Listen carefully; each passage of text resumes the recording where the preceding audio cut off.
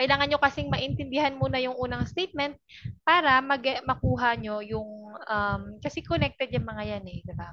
Kailangan nagtutugma-tugma sila. And then underline or encircle the important words and subject. So, yun nga.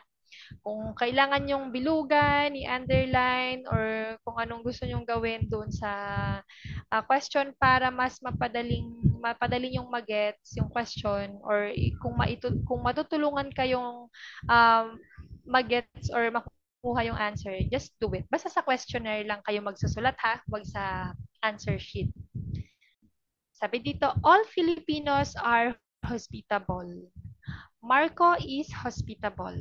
Is Marco a Filipino? Okay, let's check. The answer here is uncertain. In the first line, it says that all Filipinos are hospitable. If Marco is hospitable, then he is inside the circle of hospitable. Pero hindi nangangahulugan na siya ay Filipino. So yun nga, sa question na is Marco a Filipino, the answer will be uncertain because he can be hospitable without being a Filipino. Ay, thank you po sa mga nagpa-participate. Yes, letter C po. Tama po, Sir Manuel. This is uncertain. So, nag-gets niyo po ba to? Paano ko ba i-draw?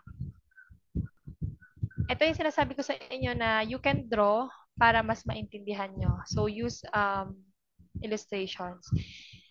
So, since ito, sabi sa first premise, all Filipinos are hospitable dahil, ayan si all Filipinos. Dahil sabi niya, lahat ng Filipino ay hospitable. So, sasakupin ngayon ni hospitable lahat ng Filipino.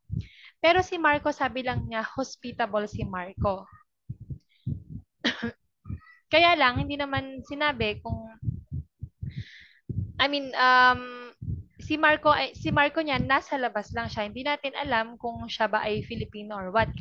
Buti sana kung ang pagkakasabi is, all hospitable are Filipino. So, mababaliktad niyan. Yung hospitable, ito yung mapupunta rito. Diba? Tapos yung Filipino, ito yung mailalabas dito. So, pag yung second premise natin is Marco is hospitable, therefore, we can conclude na siya ay Filipino.